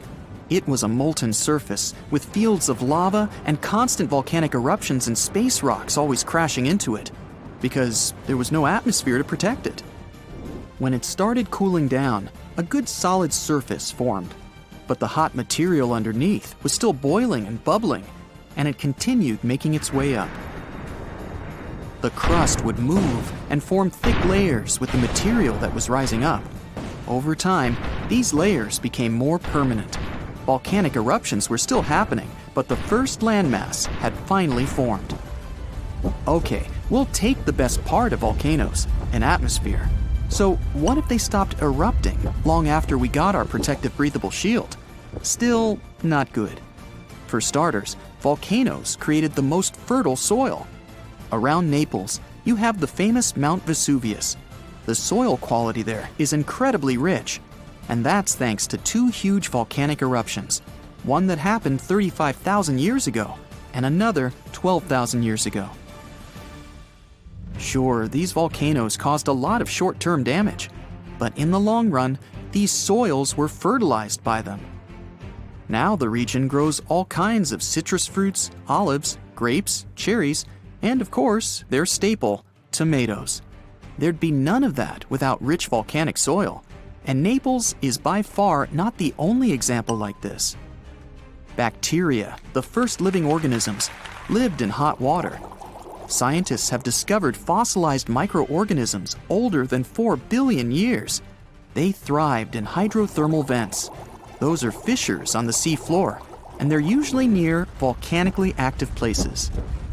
This means that without volcanoes, we wouldn't have land, water, or even the first life forms that, as the theory goes, would eventually evolve into all the creatures we have today. Could life have still developed on Earth without these explosive mountains? Doubtful. Okay, fair enough. We want our atmosphere and life. So let's say volcanoes stopped erupting today, after we already have all these benefits. Well, we're sort of already there, based on this story. At the start, there was only one continent, Pangaea. It was a supercontinent surrounded by one massive continuous superocean. Volcanic activity by this time had finally calmed down, and this meant all that energy would gather below the Earth's crust. Here's a little diagram. First, we have the Earth's inner core. Then there's the outer core. Next up, we have our convection currents. Magma is next in line. After that, the oceanic crust. And at the very top, we have our ocean and our continental crust. The reason Pangaea eventually broke up into the separate continents we have today is because of plate tectonics. It's not like the crust is all one solid piece. It's broken up into big chunks, or plates, that are always moving. And it's all still moving today. Yes, the land you're standing on right now is sort of surfing on that layer of convection currents. It's a slow process, so it's not like you can feel it. Pangaea didn't break apart all at once. It took tens of millions of years. When the plates move, they cause earthquakes and volcanic activity. They create mountains too. It's good for our planet as well, because the Earth gets to sort of renew its old crust. If there was no volcanic activity now, the pressure underneath the Earth's crust would keep building up. It'd get to a boiling point the continents couldn't handle anymore, and eventually, they'd start splitting into more numerous and smaller masses. Volcanoes are still useful to us till this day. For one, they cool our atmosphere. Their eruptions release sulfur gas. It combines with water in our atmosphere and cools it at its lowest level, which is where we live and breathe. There's also an excellent use for their heat. Geothermal power plants harness the energy coming from deep inside the Earth and turn its heat into steam. We then use that steam and turn it into electricity. This is the case for our friends in New Zealand and Iceland, since they live in places with high underground temperatures. volcanic material can also be made into blocks for building stuff. It can be grounded down to make cement, too. If we want, we can even search volcanoes for precious minerals like gold, copper, and sulfur. And who can forget about hot springs? Tourism to places like Yellowstone and Iceland wouldn't be the same without them. And who doesn't love a nice steamy dip in the ones safe for swimming? Oh yeah. In the end, volcanoes aren't so bad after all. Our beautiful Earth wouldn't be what it is without them. There's an old volcano in Bolivia called Uturuncu. It hasn't erupted in about 250,000 years, so you may think that's the end of its story. But recently, it has started to act a little strangely. At the moment, it resembles a zombie that's waking up from a long nap. Uh-oh, is that kind of apocalypse nearing? Uturuncu is a huge mountain in the Andes that's almost 20,000 feet tall. It's called a stratovolcano, which means it's big, steep, and cone-shaped. These kinds of volcanoes are made from layers of lava, ash, and rocks. They can have terrifying, powerful, explosive eruptions because their lava is thick and traps gas inside. Think of it like a shaken-up soda that's ready to burst. Famous ones like Mount Vesuvius are just like Uturuncu. And do you remember about the tragic fate of Pompeii, completely destroyed during the eruption of Mount Vesuvius? Does something similar await Bolivia? Even though Uturuncu has been quiet for a long time, scientists have noticed that it's been letting out gas, rumbling with small earthquakes, and even making the ground around it bulge, kind of like it's stretching. So, people started wondering if it was getting ready to erupt again. Scientists decided to take a closer look at this situation and found out that liquid and gas moving around under the volcano is causing all this activity. It doesn't mean the volcano is definitely going to erupt, but it helps explain why it still seems alive. Let's dive into details. Since the 1990s, scientists have been using satellites and GPS to keep an eye on the ground around the Uturuncu volcano. At one point, they noticed something weird.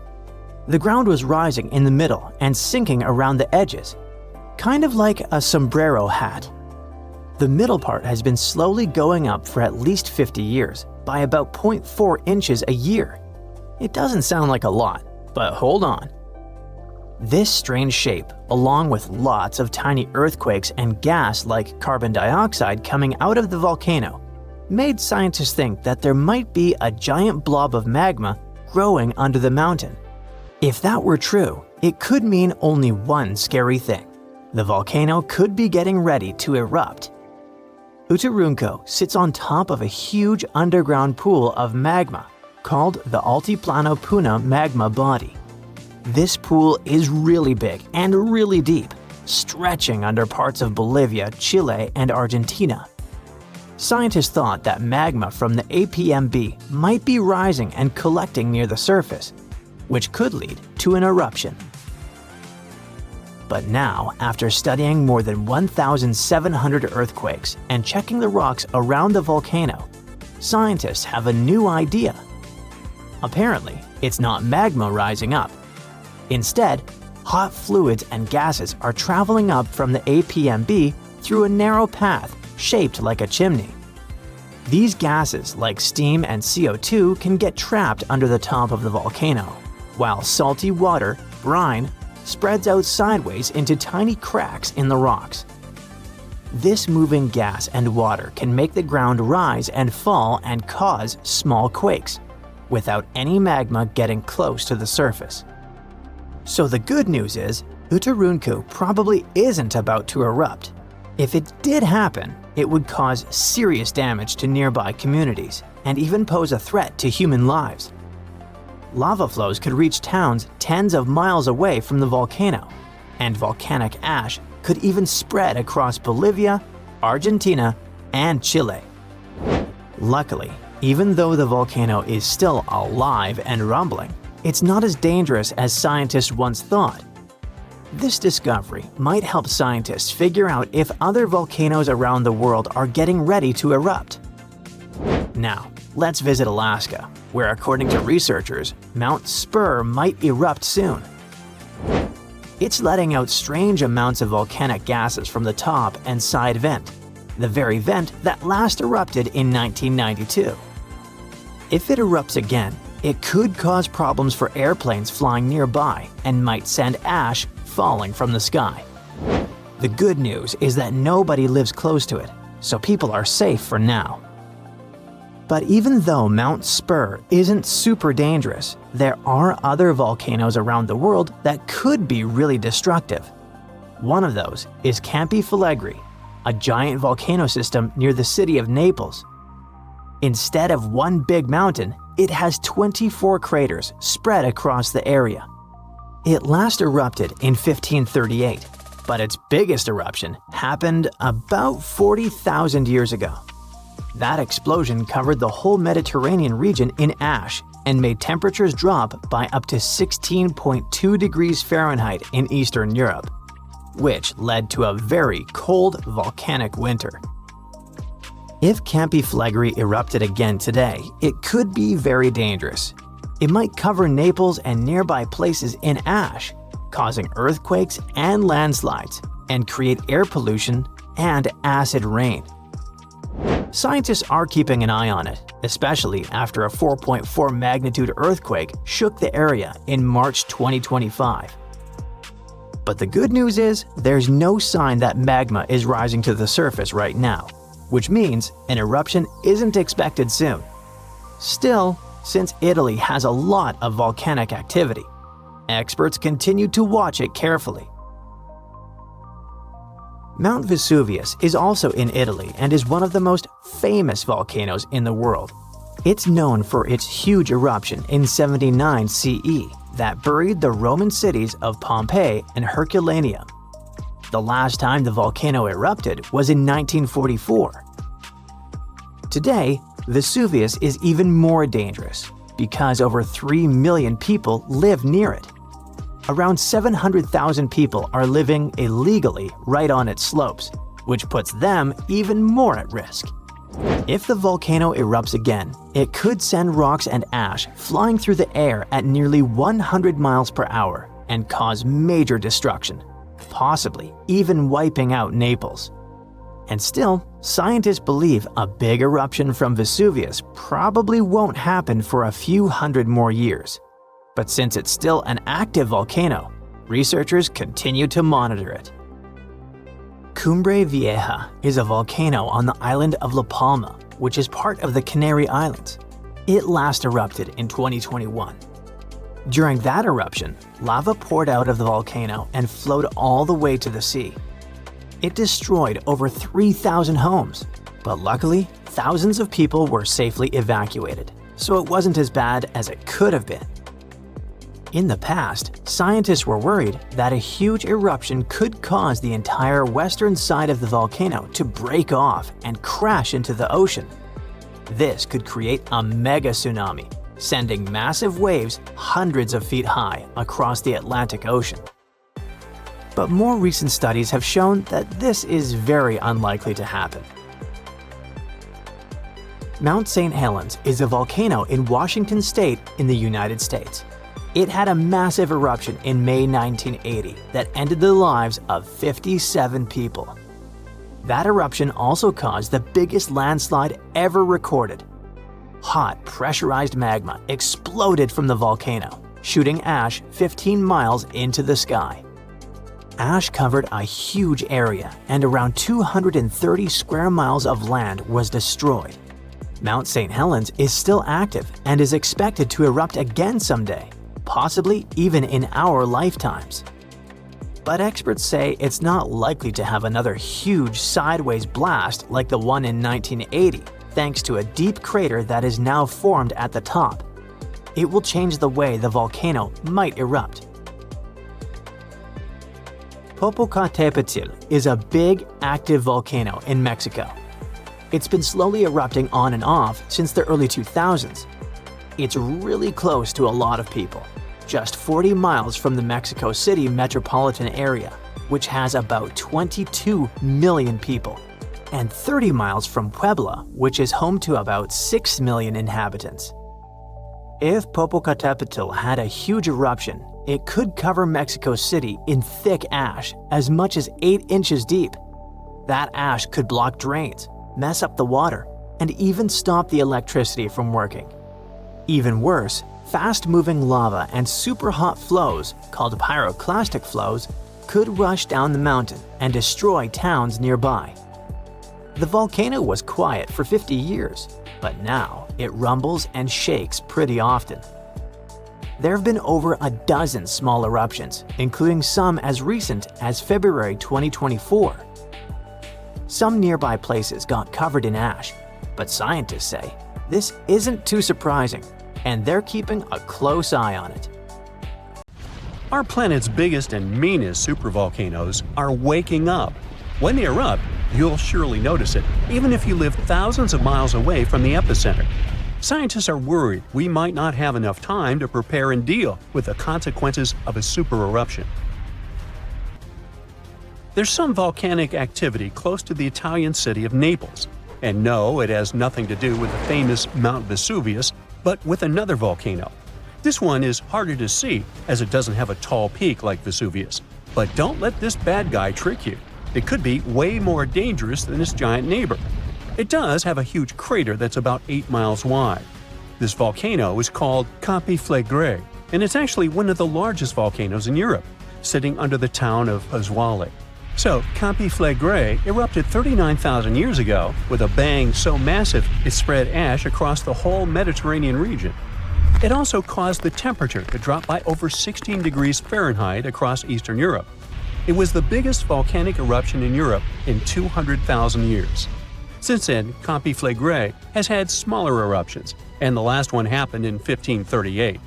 Now the area is full of small craters, hot springs, and bubbling pools, and they're all proof that this volcano is still very much alive and brewing something. Since the early 2000s, the ground in the giant crater and the town nearby have been slowly rising by about 1 to 1.5 inches every year. There were at least 150 earthquakes that shook this supervolcano lately.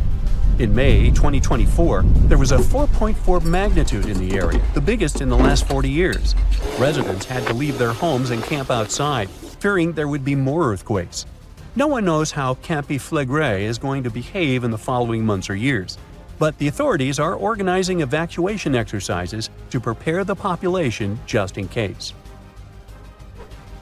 The Italian volcano looks like an innocent kitten compared to the real giants like Yellowstone.